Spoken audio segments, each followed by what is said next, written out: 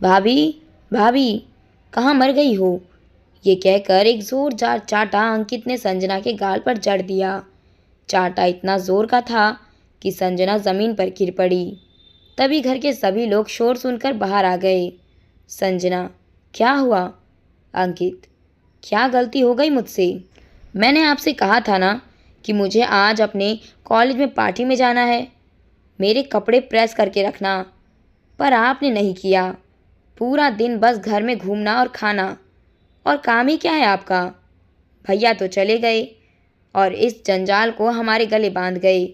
संजना, अभी कर देती हूँ अंकित। माँ जी की तबीयत अचानक बिगड़ गई थी, इसीलिए भूल गई थी। माधुरी जी, हाँ, जैसे पता नहीं पूरे दिन मेरी सेवा की हो तूने। साफ साफ क्यों नहीं कहती कि खा कर सो रही थी, इसीलिए भूल गई। पूरा दिन तो बस यही काम है तेरा। पहले काम ना करना, फिर बहाना, और सारा दिन चढ़ना। कितने छोटे थे अंकित और अंजलि जब संजना इस घर में ब्याह कर लाई गई थी। सास की तबीयत ज़्यादातर खराब रहती थी, इसीलिए संजना के पति और घर के बड़े बेटे संजीव की जल्दी शादी करा दी गई ताकि बहू आकर घर संभाले। संजना ने भी अपनी जिम्मेदारी बखूबी निभाई। अपने देवर और नंद को अपने बच्चों जैसा प्यार और सेवा दी। पर आज वही देवर अपनी माँ जैसी भाभी पर हाथ उठाने से पहले एक बार भी नहीं सोचता। किसी को उसका समर्पण याद नहीं। लगभग 7 साल पहले संजीव की बीमारी से मृत्यु हो गई और तभी से संजना बस इस घर की एक नौकरानी बनकर रह गई। एक बेटी है जिसे अपनी माँ से ज़्यादा दादी से लगाव है। कुल मिलाकर बेचारी संजना पूरे दिन घर का काम करती है। देवर, ननद, सास और बेटी की फरमाइश पूरी करती है और एक कोने में चुपचाप सो जाती। एक दिन वह अपना पूरा काम खत्म कर खाना खाने बैठी ही थी कि किसी ने एक लात मारकर उसका खाना उसके आगे से हटा दिया। जब उसने नज़रें उठाकर देखा तो अंजलि गुस्से में खड़ी थी।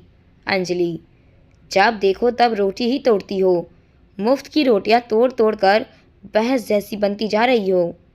कल मैंने कहा था मेरी अलमारी को व्यवस्थित कर देना और मेरे कमरे की अच्छे से सफाई कर देना, पर हुआ नहीं, क्योंकि इस महारानी को खाने से फुर्सत मिले तब ना।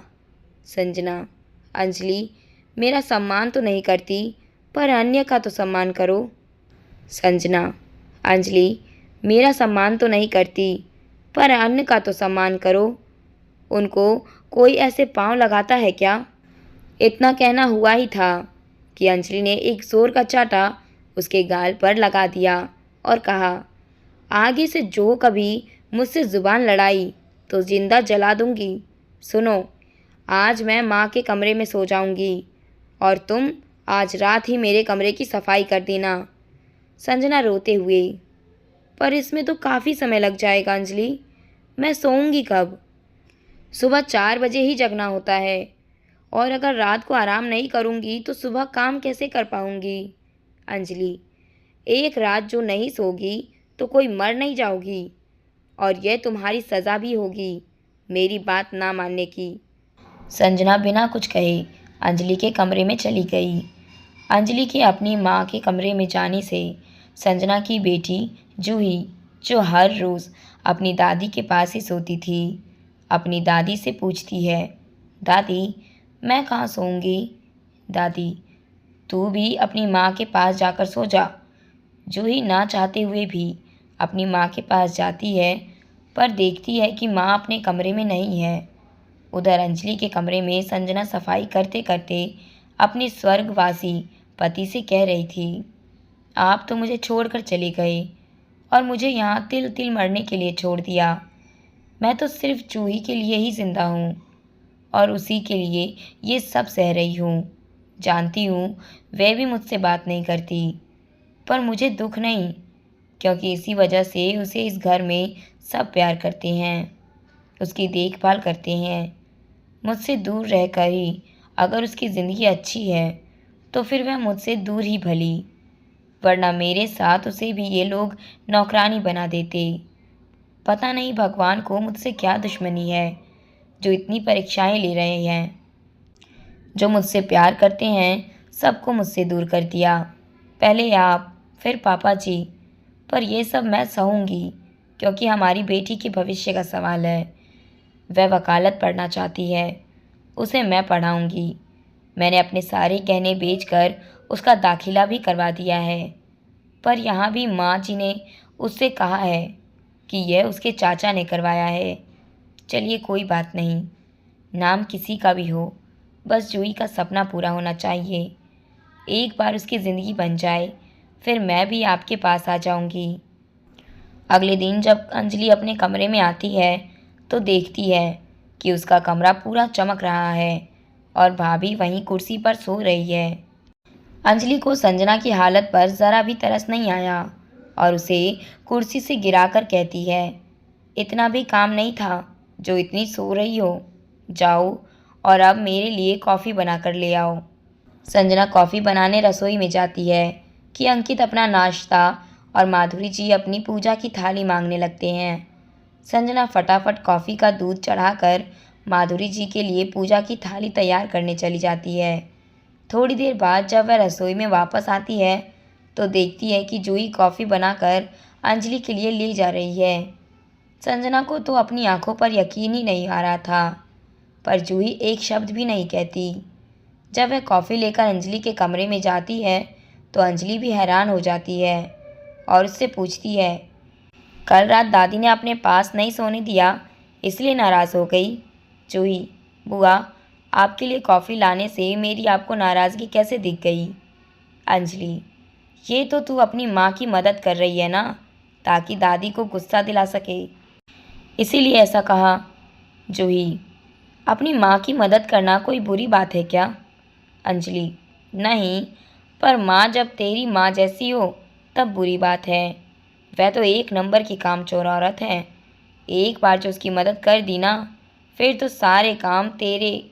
जूही फिर कुछ नहीं कहती और वह वापस रसोई में जाकर अपनी माँ की मदद करने लगती है नाश्ता बनाने में।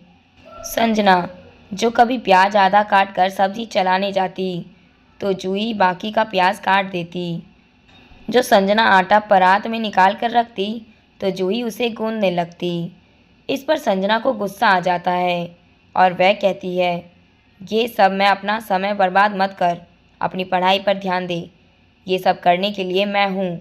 जूही, आप मेरी पढ़ाई की चिंता मत कीजिए, मैं उसे भी अच्छे से ही करूँगी। ये कहकर वह वापस से आटा गूंदने लगती है। इस बार संजना उसे खींचते हुई वॉश बेसिन के पास ले गई और उसका हाथ लगाने लगी। चुपचाप यहाँ से चली जा, ज़्यादा माँ से चिपकने की ज़रूरत नहीं है। अपना काम कर, जो कि पढ़ाई है। बड़ी आई मेरी मदद करने वाली।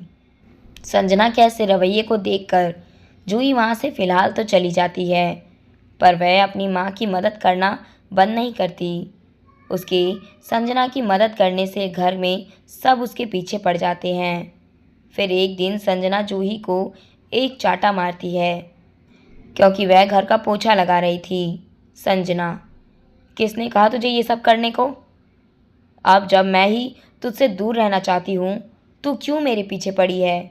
जूही, क्योंकि मैं आपकी बेटी हूँ। संजना, पर मैं तुझे अपनी बेटी नहीं मानती, समझी? बड़ी आई बेटी बनने। आज के बाद से कभी मेरे पास भी मत भटकना। माधुरी जी, देखा जूही, मैं ना कहती थी कि ये ऐसी ही है, पर ना जाने तुझे अचानक क्या हो गया है। आजा मेरी बच्ची, अपनी दादी के पास आजा। ये औरत किसी के प्यार के लायक ही नहीं है। फिर जूही को उसकी दादी अपने कमरे में ले जाती है, पर जूही फिर भी अपनी माँ के इर्द गिर्द ही घूमती है। संजना हैरान थी, आखिर इसे हो क्या गया है? कितना डांटा कल, पर फिर भी मेरे ही आजू बाजू घूम रही है। एक दिन संजना को तेज बुखार था और वह काम किए जा रही थी। दोपहर को सबके खाने के बाद अपने कमरे में लेटती है। बुखार ज़्यादा होने के कारण वह सो जाती है। थोड़ी देर बाद उसके सिर पर एक ठंडी छुन का एहसास होता है, जिससे उसकी नींद खुल जाती है।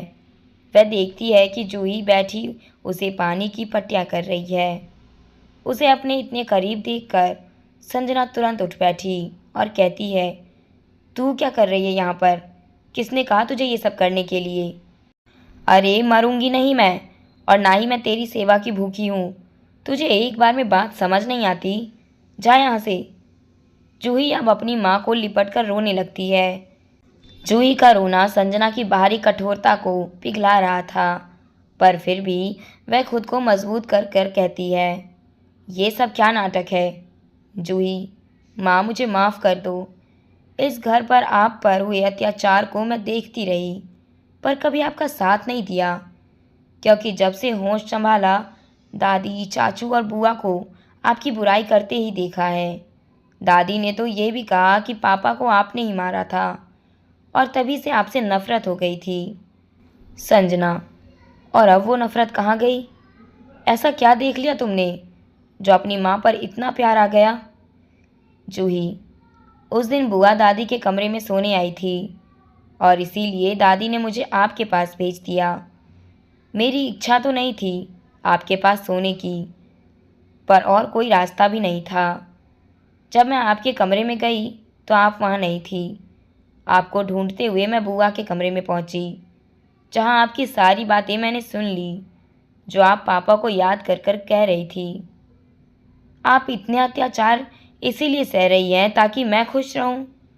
सच ही कहते हैं लोग, माँ की कोई बराबरी नहीं कर सकता। आज जूही की बात सुनकर संजना को ऐसा लगा मानो वर्षों पुराना घाव सूख गया। उसकी अब टीस नहीं रही। संजना, बेटा, मैं सिर्फ तेरी ही नहीं बल्कि कभी अंकित और अंजलि की भी माँ हुआ करती थी। उनका लगाव अपनी माँ से ज़्यादा मुझसे था। उनको स्कूल के लिए तैयार करना, खाना खिलाना सब मैं ही करती थी। यहाँ तक कि उनके बीमार पड़ने पर मेरी नींद खत्म हो जाती थी। पर आज देखो, जब चाहे तब मुझे जानवर की तरह पीट देते हैं। बेटा, ये सब तेरे लिए ही सह रही हूँ, इसीलिए अब मेरी मेहनत पर पानी मत फेर। मेरे साथ तेरा रिश्ता तुझे भी मेरी जैसी बना देगा। इसीलिए पहले जैसे रहती थी अब भी वैसे ही रहना।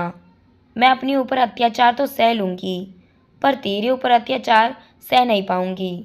जूही, माँ, आप चिंता मत कीजिए। जो मैंने आपको भी इनकी ज़ुबान से सबक नहीं सिखाया। संजना, बेटा, ऐसा मत कर। सिर्फ अपनी पढ़ाई पर ध्यान दे। तेरा वकालत का आखिरी साल चल रहा है, इसे यूँ बर्बाद मत कर। जूही कुछ नहीं कहती और वहाँ से चली जाती है। समय बीतता गया और माँ बेटी छुप छुप कर अपने रिश्ते को मजबूत बनाते रहे। एक दिन जूही आकर संजना से कहती है, माँ, मैंने वकालत पास कर ली और एक खुशी की बात बताऊं? संजना, रुक, अभी रुक, रात को बताना। इतने में अंजलि आकर कहती है, देखो माँ, मैं ना कहती थी ये माँ बेटी ज़रूर कुछ खिचड़ी पका रही है और इन्हें लगता है यह हमें उल्लू बना देंगी। माधुरी जी, आखिर चुड़ैल की बेटी इंसान कैसे बनेगी? अच्छा हुआ अब यह भी अपनी माँ की तरह यहाँ काम करेगी। जूही, दादी, आपने क्या कहा? चुड़ैल की बेटी? चुड़ैल?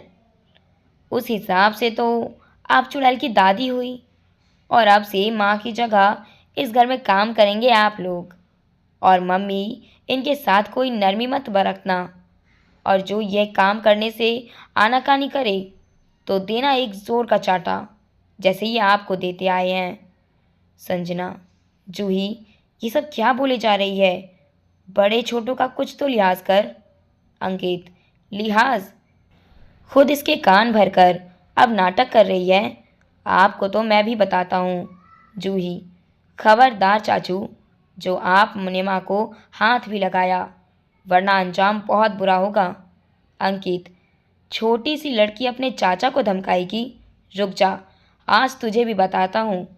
इतने में पीछे से पुलिस अंदर आ जाती है और उसको पकड़ लेती है। माधुरी जी, पुलिस? अरे, ये सब क्या हो रहा है? क्या चल रहा है इस घर में? जूही, दादी, ये सब आप लोगों की यहाँ से विदा होने की तैयारी हो रही है, क्योंकि अब ये घर मेरी माँ का है। अंकित, मैं तो रहूँगा ही नहीं यहाँ। वैसे भी मुझे किसी की गुलामी नहीं करनी। माधुरी जी, ठीक कहते हो बेटा, रहे यहाँ माँ बेटी, यहाँ अकेले। हम भी तेरे साथ ही रहेंगे। अंकित, आप लोग कहाँ आ रहे हैं? मैं तो प्रिया के पास रहने जा रहा हूँ। वैसे भी उसके पापा मुझे घर जमाई बनाने के लिए कह ही रहे थे, तो अब और भी अच्छा हो गया ना मेरे लिए। आप लोग अपना देख लीजिए।